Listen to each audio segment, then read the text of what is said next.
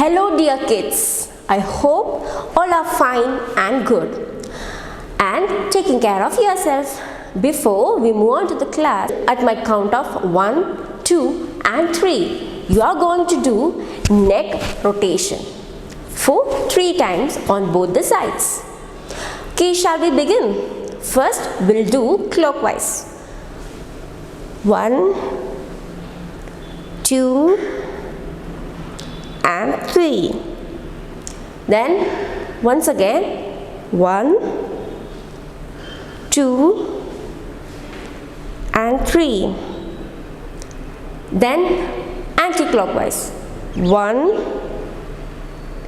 2 and 3. Once again 1, 2 and 3. Okay, are you all ready for the class? Okay then, tell me, who am I? You can see me, I don't have any color. You can drink me, who am I? Of course, water. You can't see me, but you can feel me. Without me, you can't breathe. Who am I? Yes, air. Sometimes I make you feel cool. Sometimes I make you feel warm. Who am I? Yes, it's weather. So kids, our new chapter is all about air, water and weather. Are you all ready to learn the new chapter? Okay then. So in this chapter, we are going to learn about weather, air and water. And we'll more discuss about wind, storm, breeze. 2 types of breeze, land breeze and sea breeze. Then comes purification methods, water purification methods. Okay, first one boiling, filtration method, sedimentation, decantation and chlorination. Then comes the water cycle. Here evaporation, condensation, precipitation. Then after that, different types of precipitation: rain, hail, dew, frost, snow and fog. Sometimes we find it is sunny outside, sometimes windy, sometimes it rains, sometimes it is cold, isn't it? But how can all this happen? This all depends upon the sun. Basically, the heat received by the earth from the sun, it is due to the heat of the sun, the surrounding air becomes hot or cold. This change is called weather. The surrounding air becomes hot or cold, this change is called weather. Or we can say that the weather of a place is a condition of air surrounding it. It can be hot, cold, cloudy, windy, sunny or even rainy. The weather keeps changing, like sometimes the morning are raining but afternoons are sunny and maybe by the night it may again become cloudy. So the weather keeps changing. Do you know what else makes weather? Apart from the sunshine, the weather is made up of different things like wind, precipitation, temperature, cloud and so on. I know you may not be familiar with some of these. So first we will see what these are and how they affect the weather. Before that, what causes changing weather? Yes, changes in weather are caused due to the uneven heating of the earth by the sun and blowing of winds in different directions and evaporation of water bodies. Yes, changes in weather are caused due to the uneven heating of the earth by the sun and blowing of winds in different directions and evaporation of water bodies. Then, role of the sun in changing of weather. First one, the temperature of the earth depends upon its position with respect to the sun. You may have noticed that the weather at noon is comparatively hotter than the weather in the morning and evening. At noon, the sun rays fall directly on the earth. This heats up the earth. Thus, it becomes hot at noon. In the morning and evening, the sun rays do not fall directly on the earth. They travel a longer distance to reach the earth and falls in slanting direction on the surface of the earth. Thus, it becomes less hot in the morning and evening. The movement of the earth around the sun in its orbit is called revolution. The earth is also tilted on its axis at an angle. Therefore, the side of the earth facing the sun has longer and hotter days and thus has summer. Whereas the part of the earth facing away from the sun has cooler and shorter days and thus has winter. So we can say that the revolution of the earth causes changes in season. Right. So we can say that the revolution of the earth causes change in season. The earth also rotates on its axis while revolving around the sun, which is called rotation. So rotation causes day and night, where revolution causes the change in seasons. Rotation causes change in day and night. Clear? Then the heat of the sun causes wind to blow from one place to another. The wind blows from cold regions to warm regions on the earth. I repeat, the wind blows from cold regions to warm regions on the earth. Due to heat of the sun, the air heats up and becomes lighter. The warm and light air rises up quickly. This place is occupied by cold air, which is heavier. This is lighter and this is heavier. This movement causes the weather of a place to change. So, let us perform an activity to show that warm air rises. So, children, let us perform an activity to show that warm air rises up. Here you can see the boiling water and one conical flask, above it one balloon. A balloon over the mouth of it. Done. So what happens to the balloon?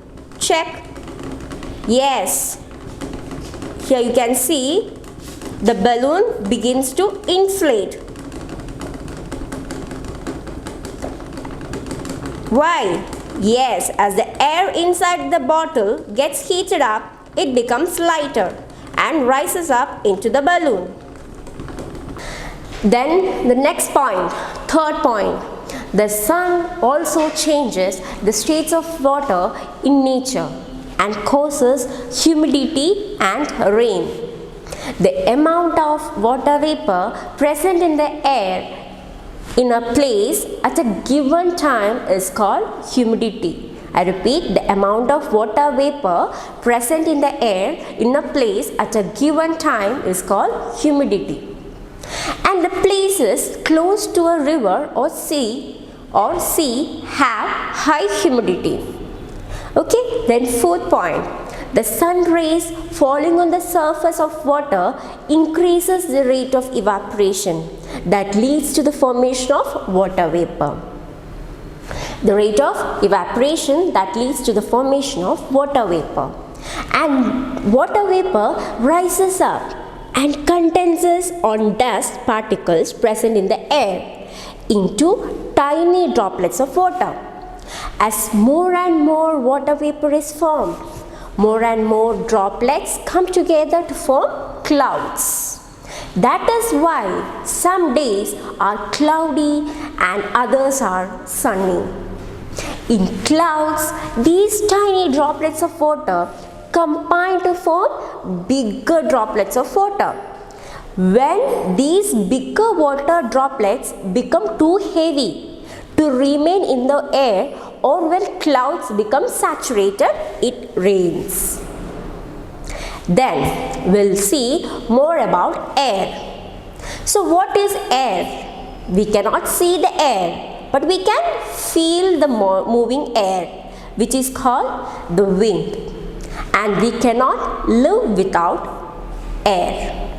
Yes, air is all around us. It is a mixture of various gases like nitrogen, oxygen, carbon dioxide, and so on. It also contains water vapor and dust.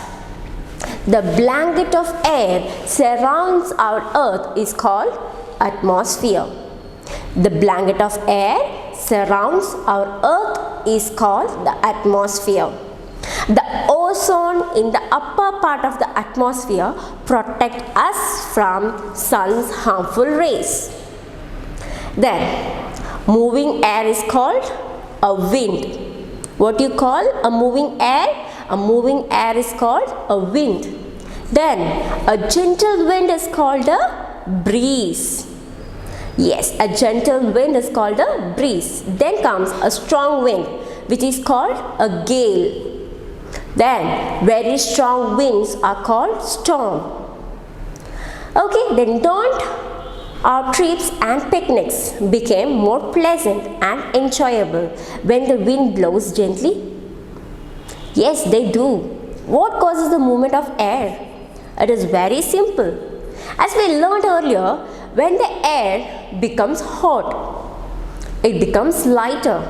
So it rises up and the cold air from the surrounding places rushes in to take its place. This movement of air is called the breeze. So as simple we can say a gentle and pleasant wind is called a breeze. Talking about the breeze, I remember blowing bubble.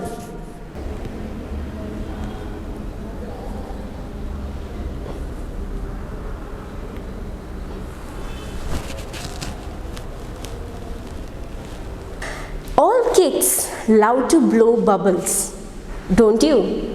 I am sure almost each one has enjoyed blowing soapy bubbles and watching them sail off in the breeze. But have you ever stopped to wonder what gives the bubbles their flying power? Do they have wings like birds? But have you ever stopped to wonder what gives the bubbles their flying power? Do they have wings like birds? No. Find out the soapy bubbles in the air. Here is the answer. When you blow the soapy bubbles, warm air from your lungs fills the bubbles. As you know, warm air is lighter than the cold air. So the bubbles drift upwards. When do they come down and sink? They come down and sink as the air inside cools. Interesting to know, isn't it? Now let us see the different air movements near the sea areas during day and night. What happens during the day? During the daytime, the sun heats both the land and the sea. But the land gets heat faster than the water, heats up faster than the water. So the air above the land rises up. The cool air above the sea rushes in to take its place. This is called the sea breeze. Why sea breeze? It's because the movement of air is from the sea towards the land. Let us see the night time now. Night, land cools faster. So the air above the sea is warmer and rises up. The cool air from the land flows towards the sea. This is called the land breeze. In simple words, the movement of air from the land towards the sea is called the land breeze. We conclude that it is the heat of the sun that helps the movement of the air causes the sea and land breeze. Conclude that the heat of the sun that helps the movement of the air and causes the sea and land breeze. So, what do we learn? That places near the sea have two kinds of breezes, the sea breeze and the land breeze. So what do we learn? Yes, the places near the sea have two kinds of breezes, the sea breeze during the daytime and the land breeze during the night time. You know, the sunlight heats of the land, oceans and lakes. This heat is reflected to the surroundings, which makes the air hot. But how do we measure it? Temperature is the measure of how hot the air is. The land receives more sunlight on some days, so the air becomes hot and the temperature goes up in those days. When the land receives less sunlight, the air does not become hot and the temperature goes down. We feel cooler. We can measure the temperature with the help of a thermometer. Your doctor or your mother also uses the thermometer to know your body temperature when you get fever, isn't it? So children, here you can see the thermometer. We will move on to the next topic, that is water. More than 70% of the earth's surface is covered with water. Water is present in the form of snow, in the form of liquids in sea, oceans, rivers, and in forms of water vapor in the air.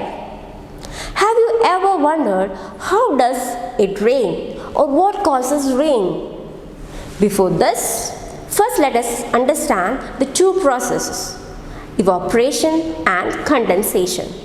You have seen in your kitchen that when your mother boils water, it changes into steam or water vapor.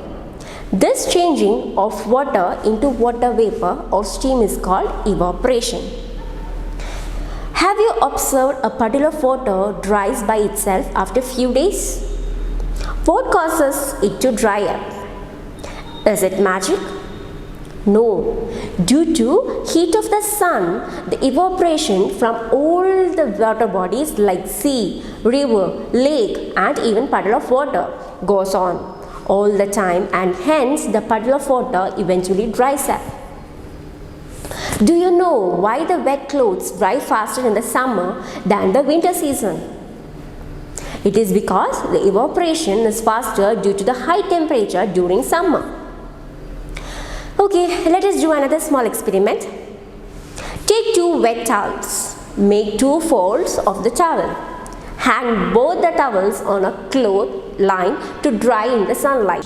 Which towel will dry faster? And why the folded towel takes longer time to dry?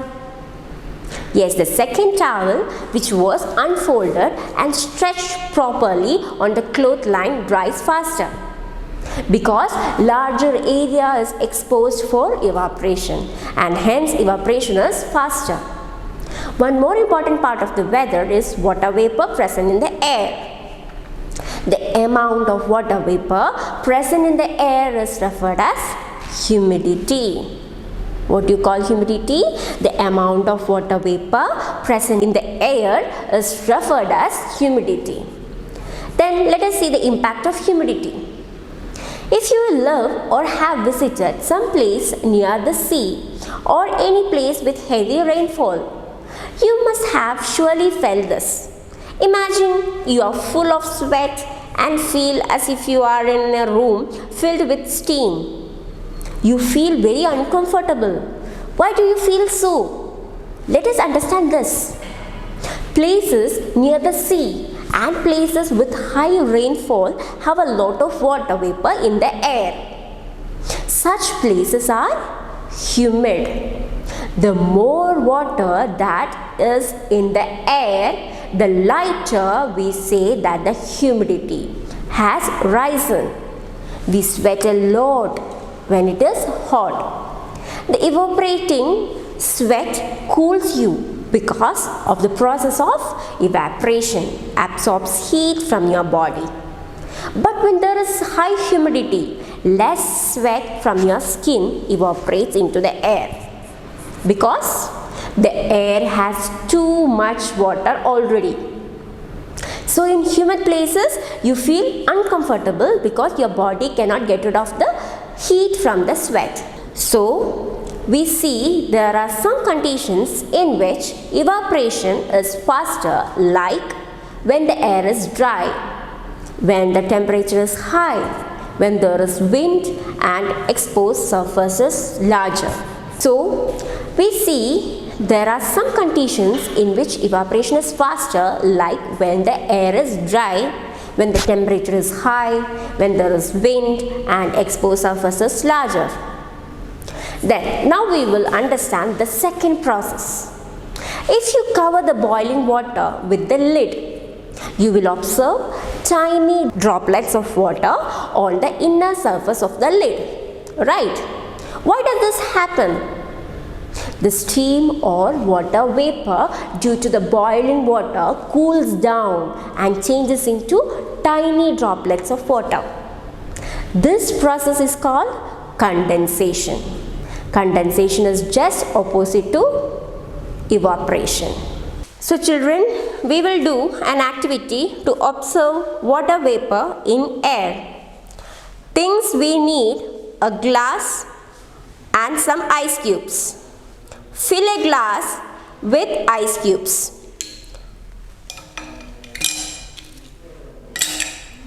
And leave it for a while at room temperature. What you will observe? You will see tiny droplets on the outer side of the glass. This is because water vapor in the air cools down on coming in contact with the cold glass and forms tiny droplets. This process is called condensation. I repeat, this process is called condensation. Now we will learn about water cycle.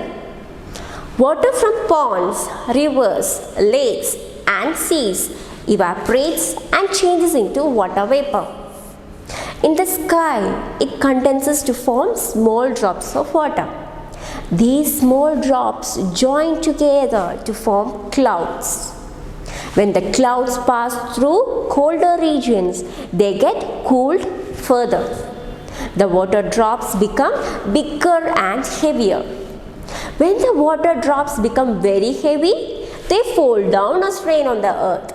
This is called precipitation. This cycle of evaporation, condensation and precipitation of water goes on continuously in nature and is called the water cycle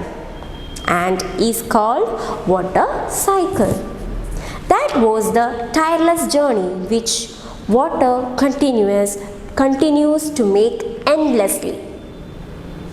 This is called water cycle. Then the water cycle is the journey takes as it circulates from the land to the sky and back again to the land. Taking of rain. Let me ask you a riddle. If 6 children and 2 dogs under an umbrella, how come none of them got wet? Think. Was it because umbrella was a very big one? No. Think harder. Or was it because all kids were standing on top each other? No. It's because it wasn't raining. Now we'll see more about water. The sun plays an important role in this journey. The sun evaporates water from the earth's surface. The water vapor rises up and eventually condenses, forming tiny droplets of water in the clouds. When the clouds become heavy and are not able to hold more, they fall as rain and fill up the oceans, rivers, lakes, ponds with water. The water again evaporates from the water bodies and cycle of water continues. Not always the clouds shed their moisture as rain. It can take other forms too. Sometimes instead of rain or at time with the rain, we can see small pieces of ice falling down. What causes this to happen? When the raindrops meet the very cold air freeze into small balls of ice called hail. You all must be knowing about snowfall. But how does it occur in very cool places? The water vapor freezes into thin flakes of ice called snow. Then sometimes at night and in early mornings it becomes very hazy and we cannot see properly due to some cloud-like thing which is called fog. Fog happens when the water vapor in the air condenses into small droplets. Fog clears when the sun comes up. Have you observed tiny droplets of water on the flowers and leaves? What causes them? The water vapor present in the air condenses when it comes into contact with the cool plants. This is called dew. It is the dew which makes the grass wet in the early mornings. What happens to dew when it becomes very cold? Sometimes the dew freezes into tiny crystals when it is very cold. It is then called frost. Okay, then let us see one interesting phenomenon associated with the rain. If the sun comes out when it is raining, you can see the rainbow, right? The 7-colored rainbow. What causes rainbow? Raindrops, when the different colors in the white light separating them into red, orange, yellow, green, blue, indigo and violet. The 7 colors of the rainbow. The raindrops when the different colors in the white light separating them. In simple words, rainbows are caused by splitting of the white light into its component colors by the raindrops. Now you know a lot about the changing weather. So from the next time whenever you watch weather forecast on the television, you will understand how the weather will be. Do you know what the scientist who studies the weather is called? He is known as the meteorologist. Then we'll move on to the next topic, impurities in water. Water is essential for our survival. It is majorly used for drinking and cooking purposes. Water obtained from wells, rivers and even the water that comes out of our taps may not be clean and pure. It may contain impurities such as dissolved salts, dust, waste products and harmful germs. The impurities in water can be divided into 2 broad categories. The first one, soluble, and the second one, insoluble. Insoluble, that can be seen with unaided eyes. Okay, then the impurities present in water can make us fall sick, right? Then a number of water-borne diseases such as cholera, diarrhea, typhoid, terpene infection are caused due to the consumption of impure water. To make water fit for drinking, the impurities should be removed. There are different ways through which we can purify water. These are as follows. The first one, boiling. When water is boiled for about 20 minutes, the germs present in it are killed. Boiled water must be then stored in a clean vessel and bottles. It is advisable to use boiled water for drinking purpose. Then second, sedimentation.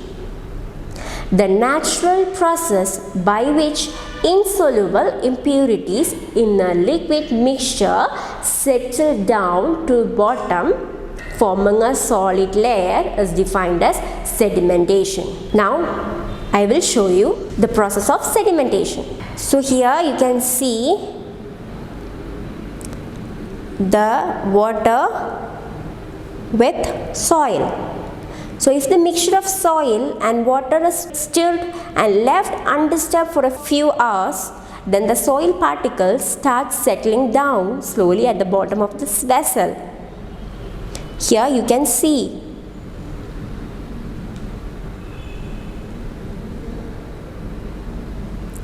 the soil under the water.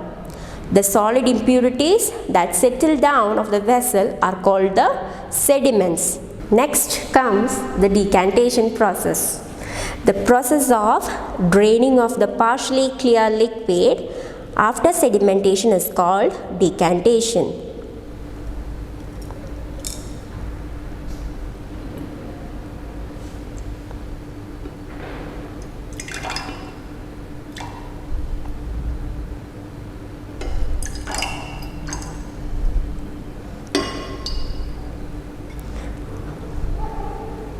Okay, so during decantation, it is important to leave behind a small amount of liquid in the container in order to prevent the sediment from flowing out of the container and getting mixed with the clear liquid. Next process is chlorination. It is an effective method for making water safe for drinking. Chlorine gas can be passed through water, or chlorine tablets can be added in water to kill the germs present in water. The process is called chlorination. Then the last purification process, that is the filtration method. The process of separating suspended and insoluble impurities from a liquid through a filter is known as filtration. In this process, water is passed through the filter paper kept in a funnel. The impurities present in the water are left behind on the filter paper, and the clean water gets collected in the container. This water may look clean through the unaided eyes, but it may contain harmful germs and soluble impurities. Lastly, how to save water? Water is a precious resource. The need for water is continuously growing, but the resources of water are either rapidly depleting or getting polluted. Thus, it is absolutely necessary for us to save water. Here are some ways in which we can save water. We should not waste water by letting taps drip. We should not avoid draining water unnecessarily when cleaning cars, balconies, kitchen or driveways. Water used in the kitchen for washing fruits and vegetables can be reused for watering plants. We should avoid draining water unnecessarily when cleaning cars, balconies, kitchen.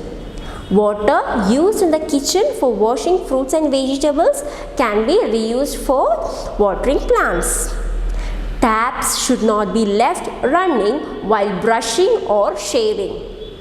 To take a bath, use a bucket and a mug so that we use just enough water for bathing. It is better than using a shower, which may lead to unnecessary wastage of water. Okay, so that's all for today. So before winding up, you can write down this question. Why do the land breeze and the sea breeze blow in the coastal regions? I repeat, why do the land breeze and the sea breeze blow in the coastal regions? So we'll meet on the next session. Till then, take care.